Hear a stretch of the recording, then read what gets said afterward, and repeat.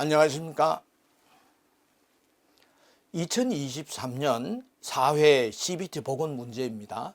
신재생에너지 발전 설비 산업기사 태양광 제 첫 번째 과목입니다. 태양광 발전 사전 검토에 대한 문제 풀이를 같이 해보도록 하겠습니다. 교재 1번 문제를 참고해 주시기 바랍니다. 1번입니다. 신에너지 및 재생에너지 개발 이용 보급 촉진법의 목적 달성을 위한 방안에 해당하지 않는 것은 목적에 대한 문제가 되겠죠. 목적 알아보도록 하겠습니다. 에너지를 E로 한번 써보겠습니다. 신에너지, 재생에너지, 개발, 이용, 보급, 촉진과 이 산업의 활성화를 통하여 추구하는 목적이 있겠죠. 그래서 에너지원의 다양화. 그래서 화석 연료의 의존도를 낮추겠다 하는 의미가 있겠죠. 그리고 에너지의 안정적 공급. 그리고 에너지 구조의 친환경적 체제로 변환. 자, 이 표현은 같지 않더라도 내용이 같아서 이해를 하실 수 있으면 되겠죠. 그리고 온실가스 감소, 저감, 감소. 자, 이렇게 하겠다라는 거죠. 자, 그렇게 되면 궁극적으로 어떻게 되느냐? 환경이 보존이 되겠죠. 환경을 보존하고 그리고 국가 경제를 지속적으로 발전을 시켜서 국민 복지를 증진시키고자 하는데 그 목적이 있다. 이렇게 보시면 되시겠죠. 자, 그래서 예문을 보시면은 신에너지 및 재생에너지 기술을 개발하고 신에너지 및 재생에너지 이용 보급을 촉진하며 신에너지 및 재생에너지 산업화를 활성화시켜서 어떻게 해요? 환경을 보존하고 결과적으로는 그래서 국가 경제를 지속적으로 발전을 시키며 국민 복지를 증진하고자 하는데 그 목적이 있다. 이렇게 보시면 되겠죠. 그런데 4번 보시면은 신에너지 및 재생에너지 이용 보급의 축소. 이것은 반대가 되는 표현이죠. 보급을 활성화시키고 산업을 활성화시켜서 그래서 에너지원을 다양화하게 하고 에너지를 안정적으로 공급을 함으로써 온실가스를 감소시키면서 에너지 구조를 친환경적으로 바꾸겠다. 그것이 결과적으로는 환경을 보존하는 길이며 국가 경제의 지속적인 발전은 물론 국민의 복리를 증진하는 길이다. 이렇게 해서 반복해서 읽어보시면 기억하실 수 있으시겠죠. 자, 1번은 4번이 답이었습니다. 자, 다음 2번 문제 보시겠습니다.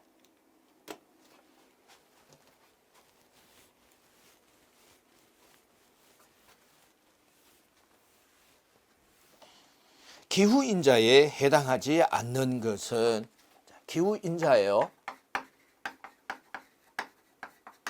자, 기후 요소를 시간적, 공간적으로 변화시키는 요인이 되겠죠. 기후인자면은 날씨, 강우량 이와 같은 것들이 있겠죠. 그래서 결과적으로는 어떤 위도, 수륙의 분포, 해류, 기온, 기압, 자, 등이 되겠습니다. 자, 그래서 가장 관계가 먼 것은 적설이죠. 적설은 어때요? 기후 이 현상에 의해서 발생되는 하나의 현상이 되겠습니다. 그래서 2번은 3번이 답이었습니다. 3번 문제 보시겠습니다.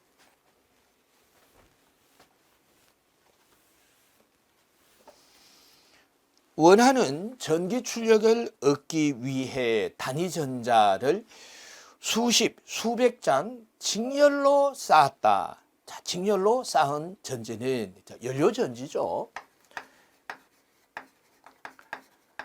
연료전지.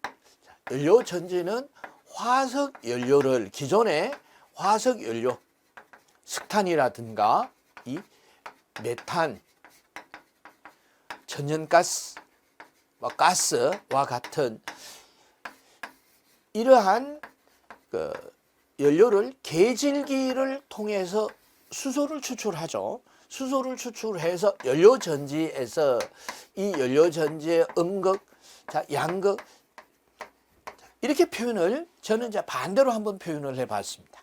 자, 음극에서 이 수소와 에너지로 분리해서 이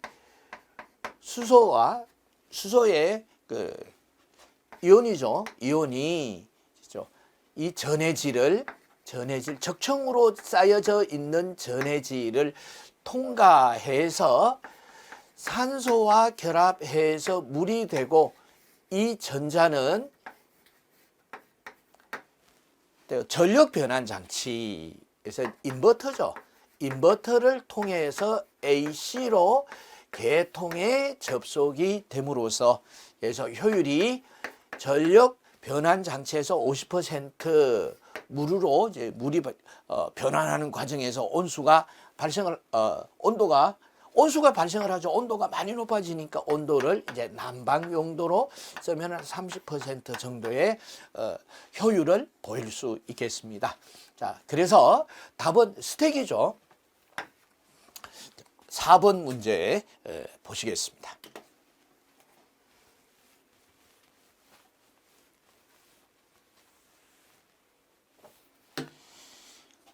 일사량과 의뢰의 경사각에 대한 설명으로 틀린 것은 읽어보시면 아실 수 있는 이런 문제가 되겠습니다.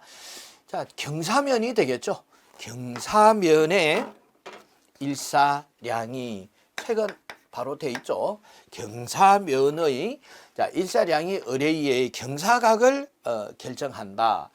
지표면의 확산일사는 태양으로부터 산란 반사 후에 어떤 방해물질로 인해서 낙엽이나 구름과 같은 방해물질에 의해서 산란 발사 후에 지상의 지표에 도달하는 일사를 말한다. 그래서 이것은 이 산란광이 되겠죠. 그리고 3번 보시면은 지표면 직달 일사는 태양으로부터 지상의 관측 지점 지표면에 도달하는 일사를 말한다 해서 직달광이 되겠습니다. 태양전지는 많은 일사량을 받도록 지면과 일정한 각도를 가지고 이렇게 설치를 하죠. 이 각도가 경사각이 되겠습니다. 경사각, 수평면에 설치하지 않죠. 이와 같은 경사각인데 일반적으로 경사각은 그 지역의 위도와 근사하죠. 위도와 근사하다 하는 것도 기억해 두시고 적설이 많은 곳은 스스로 자정 능력을 갖추기 위하여 이 경사각을 한 45도로 유지하게 한다 하는 것도 참고로 들어두시면 좋겠습니다.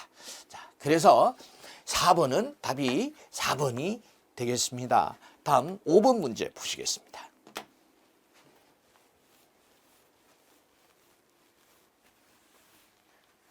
온실가스에 해당이 되지 않는 것은 적외선에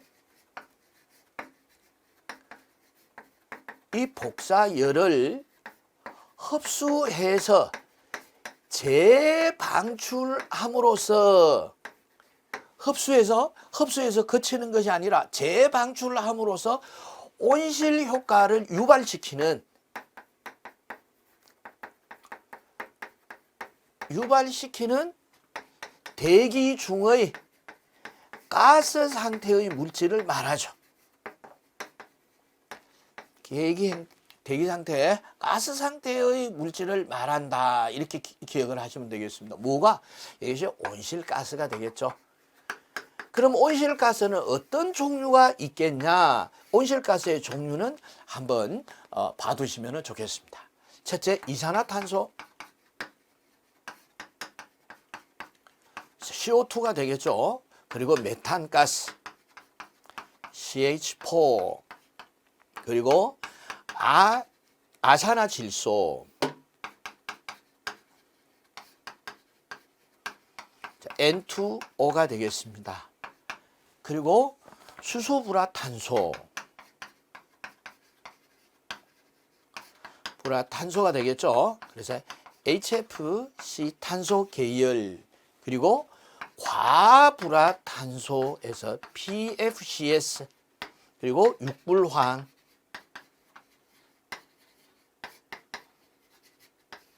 SF6죠. 자, 이와 같은 가스가 대기 중에 가스 상태로 있으면서 온실 효과를 유발시키는 온실가스가 되겠습니다. 자, 그래서 1번 보시면 메탄, 아산화질소, 일산화탄소가 아니라 이산화탄소죠. 그래서 CO가 아니라 CO2가 되겠습니다. 수소불화탄소와 같은 것들은 온실가스가 되겠습니다. 답은 일산화탄소 3번이 답이었습니다. 다음 6번 문제 보시겠습니다.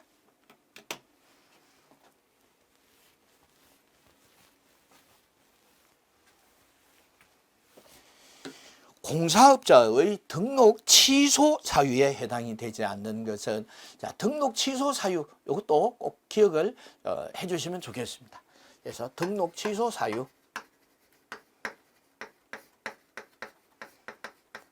자, 첫 번째, 거짓 등록. 자, 등록을 하는 서류사항에 맞지 않는 부분이 있다. 그리고 상호라든가 이 명칭, 그리고 등록증, 등록수첩, 등록증을 대여하는 이런 경우. 세 번째, 1년 내 영업을 시작하지 않는 경우. 시작하지 않는다, 간단하게 미시작, 이렇게 표현을 한번 해보도록 하겠습니다. 자, 어떤 말인지 기억을 하시면 되시겠죠. 자, 네 번째는 영업 정지 중 영업 행위. 자, 그리고 불법 하도예요. 불법 하도 부분, 하도와 관련되는 이런 사항인 경우에는 등록 취소 사유가 되겠습니다. 자, 한번 보시겠습니다. 전기 공사 기술자가 아닌 자에게 전기공사의 시공관리를 맡긴 경우 해당 사항 없죠. 자, 이런 경우에도 물론 그게 위법한 내용이 되겠습니다. 그러나 등록 취소 사유가 되는 것은 아니다, 이렇게 보셔야 되겠습니다. 그래서 답은 1번이라고 아실 수가 있고, 2번 보시면은 타인에게 등록증, 등록 수첩을 대여한 경우에서 등록 취소 사유가 되겠습니다. 그리고 거짓으로 공사업에 등록한 경우 공사업 등록한 후 1년 이내 영업을 시작하지, 미시작. 저는 이렇게 간단하게 써서 의미를 아시면 되시겠죠. 그래서 6번은 1번이 답이었습니다. 다음 7번 문제 보시겠습니다.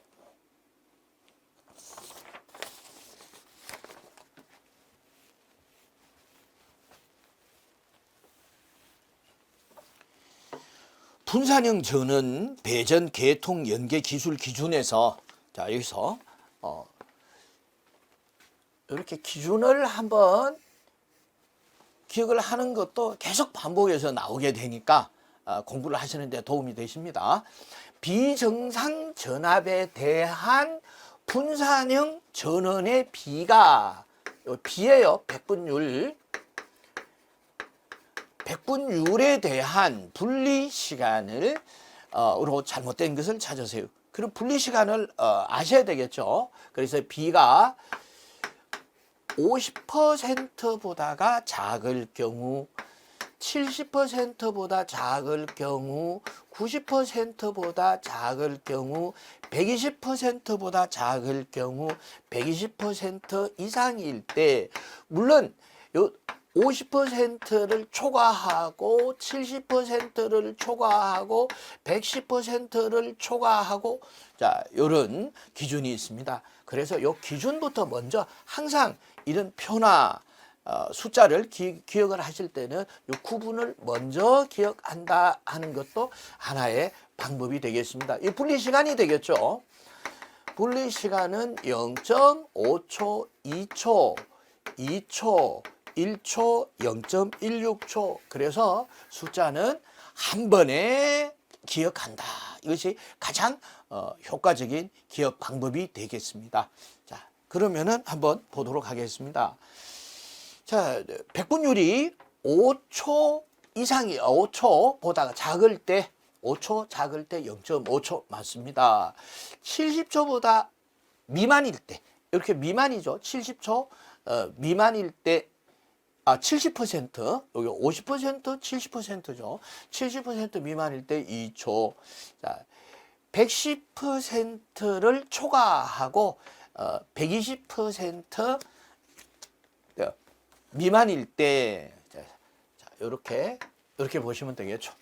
120%까지가 1초에서 0.02초 틀렸죠. 그리고 120%를 초과할 때는 0.1초, 16초. 그래서 답은 3번이 답이 되겠습니다. 쉽게 아실 수 있으시겠죠? 자, 그래서 다음 8번 문제 보시겠습니다.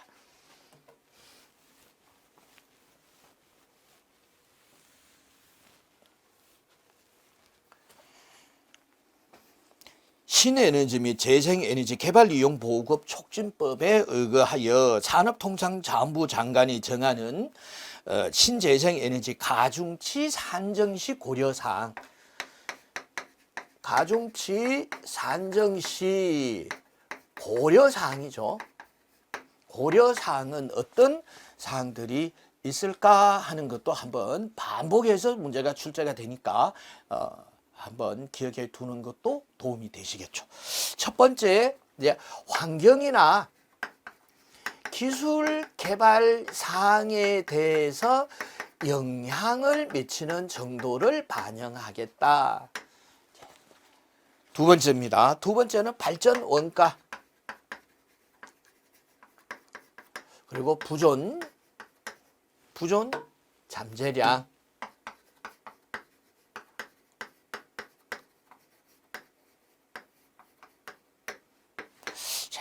다음은 이제 온실가스 저감, 온실가스 감소에 미치는 영향. 자, 다음은 전력 수급의 안정, 전력 수급 안정에 관한 사항, 그리고 주민 수용 정도. 자, 이런 부분이 가중치를 선정하는 데 있어서 고려해야 되는 사항이다. 이렇게 보시면 되시겠습니다. 그럼 예문을 보시면은 전력 판매가하고는 관계가 없죠. 그래서 이 사실을 모른다 하더라도 이 문제는 쉽게 찾을 수 있겠습니다. 지역 주민의 수용, 전력 수급의 안정에 미치는 영향, 온실가스 배출 저감에 미치는 효과 등은 고려사항이 되겠습니다. 그래서 8번은 1번이 답이었습니다. 다음 9번 문제 보시겠습니다.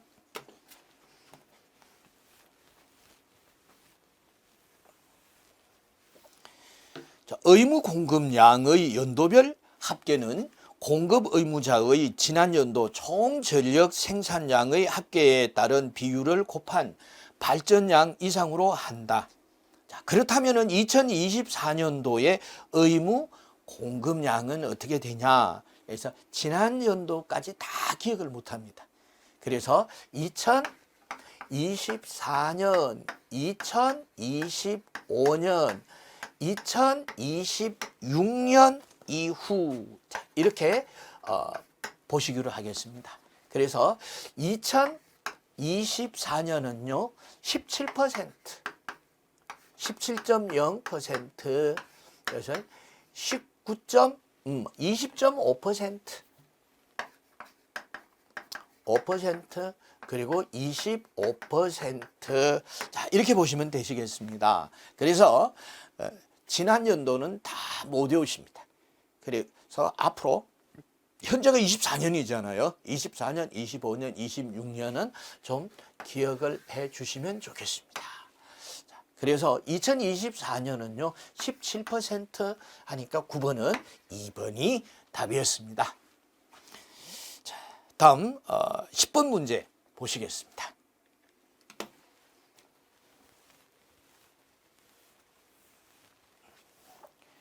3000kW 이하이며 태양광 에너지 설치 시 기존의 건축물 등을 이용하는 경우에 공급 인증서 가중치에서 가중치 REC 가중치인데요. 기존 건축물을 이용하는 경우 두 가지로 구분할 수가 있겠죠. 3000kW 이하일 경우에는 1.5가 적용이 되고요. 두 번째, 초과할 경우에는 1.0이 적용이 되더라. 기존 건축물을 이용할 경우에 이렇게 해서 기존 건축물 이용에 대한 REC 가중치 기억을 해 주시고요. 3000kW 이하니까 1.5가 되겠죠. 그래서 이 10번은 3번이 답이었습니다. 11번 문제 보시겠습니다.